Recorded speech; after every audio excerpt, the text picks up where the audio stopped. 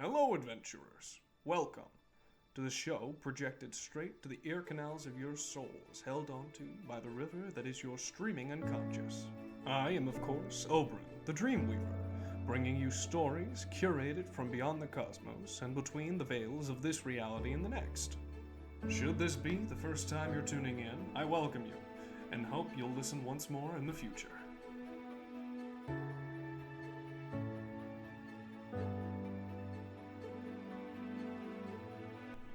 So, to start, we have an MI the BBEG from one of the more largely populated realms we have access to currently. If you're confused, the term BBEG stands for Big Bad Evil Guy, or the biggest villain in an adventurer's long and illustrious career. Anyways, the realm this story originates from is Atorium, and it's submitted from one city official who will remain unnamed for his safety. The title is Am I the BBEG for demoting an adventuring party to sewage duty? I, male gnome 47, have been part of my city's sanitation and resident satisfaction committee for around 5 years now, and have recently been promoted to the head of this committee. A long-term issue the committee has been receiving letters of complaint regarding is a sewer drain around the size of a small carriage. This sewer drain, located in the lower district, has a loose cover, and some children have been slipping in trying to explore the underground sewers for, quote, treasure. I contacted the city's capital maintenance to fix it, which they did.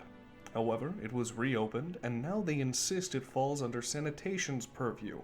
With our budget as low as it is, I put up a reasonable bounty, looking for a group who could seal the entrance permanently.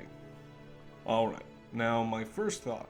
I've heard enough of these stories to know something's always hiding in the sewers. Either giant rats, oozes, or other unpleasantries. Many an adventurer has had the early days grind of clearing out a cistern. Now, posting a bounty is a red flag to me.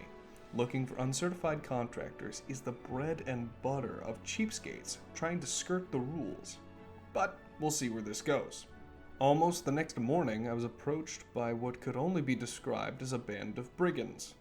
Not a craftsman among them. A large fellow in furs, with a hammer too large for construction, a slightly less built character, with horns on their brow and dark leather, more akin to that of a burglar, and a small-framed but well-armored woman who carried a staff. They each, in turn, began trying to persuade, intimidate, and downright cheat me for more gold than is on the listing, and that's when I, to distract myself, turned to my papers.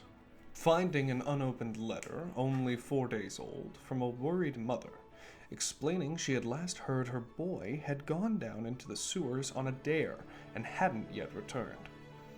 I smiled and politely told the party in my office that they were hired, even agreeing to a small 15% increase to the bounty, but that the terms of the contract were changing to reflect the increase, and that should they wish to collect any kind of bounty, they must first patrol the sewers for 2 weeks in that area of the city, starting at the unintended entrance, and ensure nothing had taken roost inside. I quite adamantly reminded them the grate must be shuttered and blocked after their patrols, as to not let anyone else gain entrance, and that the sewers must be cleared nightly.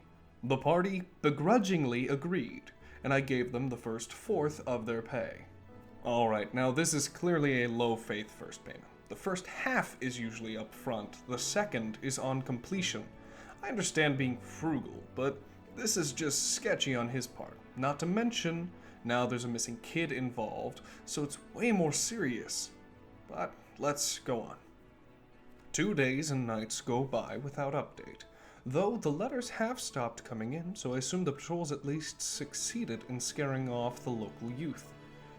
The third night, there's a rapping on my door as a city guard comes to tell me that the party has been admitted to the Temple of Healing with serious injuries. They apparently managed to slay a green hag and 2 small gricks she kept as pets. I understand I may be at fault for changing the terms of the contract, thus causing them to be put to more harm, but They assumed the risk by agreeing. So, am I the big bad evil guy? Okay, a lot to take in the last bit. Firstly, green hags are hard enough alone to deal with, especially for a party with a low level of experience. Also, the poster makes no mention whether or not the boy was okay at the end. Tells me he's not the kind of person to actually care for the safety of his community. But he even learned there was a green hag in his jurisdiction of public utilities, and he's more worried about being seen badly than the safety of those he sent in? He wasn't aware of the danger, so maybe not the full big bad evil guy. But the damage is still done. Personally, a small kind of villain. But we should move on.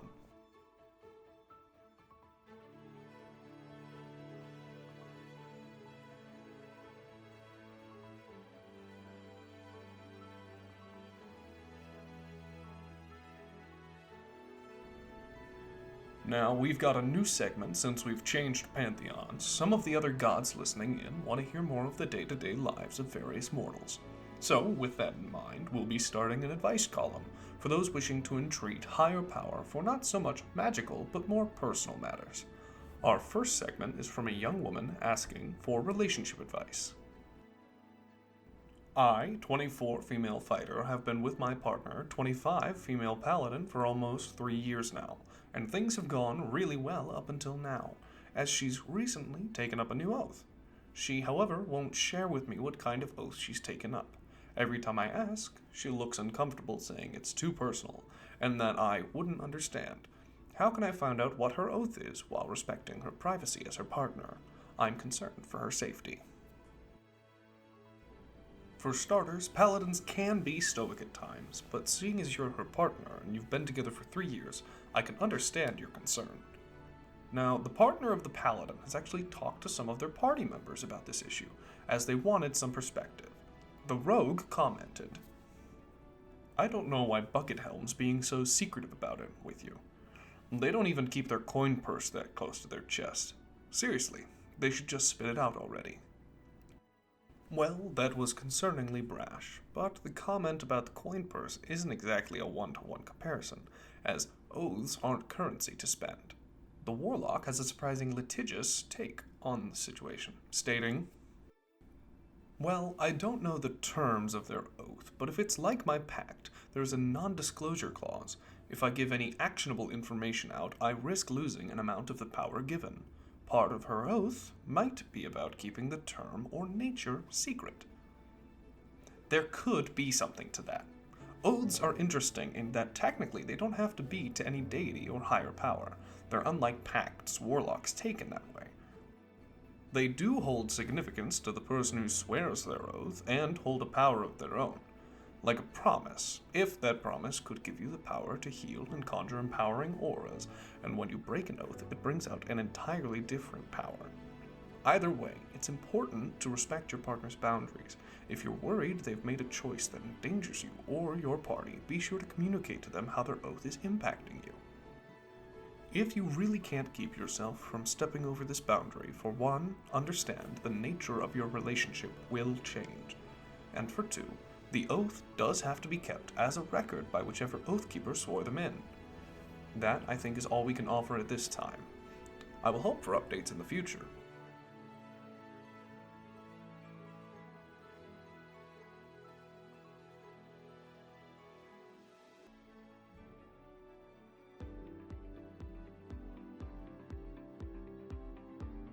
And now, time for our sponsor. Do you experience a dislike of the inebriated status the ales, beers, and wines of your local tavern give you? Do you wish you could enjoy a refreshing pint with your party without being stuck with the hangover through the next morning's travel? Then look no further than the tankard of sobriety. Inserting any alcoholic beverage inside this tankard nullifies any effects the alcohol might have had, with no effect on taste. The tankard of sobriety. With this enchanted beverage vessel, you and your companions can have a safe and sober night on the town, avoiding those poor decisions and other situations the state of inebriation puts your party into.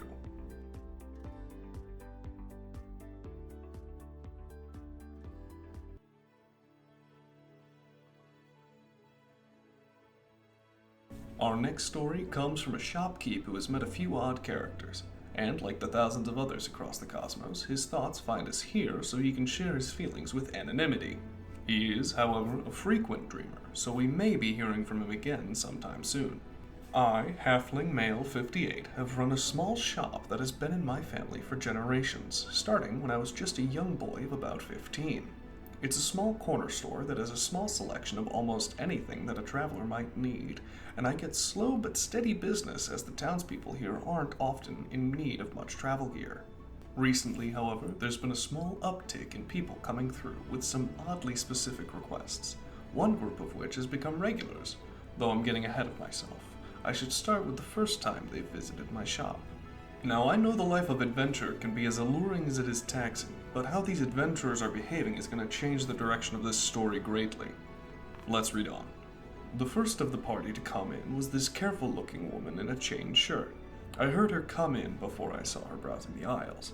As she was going through, I noticed she stopped for a moment at a small table of knickknacks I've put together over the years. Figurines and small things to fiddle with. Relatively useless but entertaining items I put out for parents with children who need something to occupy or calm them while their parents browse the aisles. Now, that's a smart way to keep a shop quiet when there's so much that can overwhelm the little adventurers in our towns, and it shows a level of care for his community that I can get behind. She hovered a moment over a small wind-up moth I made a month ago when I got a small box of moonstone and copper, before she continued to the selection of herbs that I keep by the register. She thumbed through the small bags, picking out a few of them before she asked if I had any yew leaves she could buy. I said I didn't have the leaves by themselves, but I had the branches for making brooms with, and I could cut a few off if she'd like. She was thankful, and I only charged her a couple of copper for them, and we were almost done with the transaction when a waif of a man clad in dark blue robes with horns the size of my arms peeked his head inside and scanned the room. His eyes lit up when he saw her at the counter, and he began running up to greet her, tripping on his robes and face-planting right in front of the counter. Me and the woman rushed around to help him, and as she was focused on him, I slipped the wind-up moth into her bag. I make a few trinkets about every week, and the parents don't usually buy the toys after their kids play with them, so someone who'll appreciate it might as well have it. The man seemed alright once we got him seated on my stool. Albeit far too small of a seat for a man of his stature, but just right for myself. He'd gotten quite the goose egg on his forehead just below his horn, and the woman was fretting over it before he stood, insisting he was all right, and excitedly informing her that they got approval from the Delvers Guild to go through the old dungeon on the edge of town. I'll admit, at the time, it had been a while since the town's seen any proper adventurers, and my heart picked up in the excitement. I mentioned that place had been sealed for years and gave them a couple of spark sticks to help light their torches. The woman tried to pay, but I ushered them out of my shop and on to better things. Now, that is all of this story we have time for today, but we'll be featuring it in the next episode for those of you who are interested. I, for one, am interested to hear how this dungeon delving goes for those two. And this brings us to the end of our episode for today. Follow along and come back another time for more of these stories from the multifaceted worlds we live in. I've been Obron, and it's been a pleasure.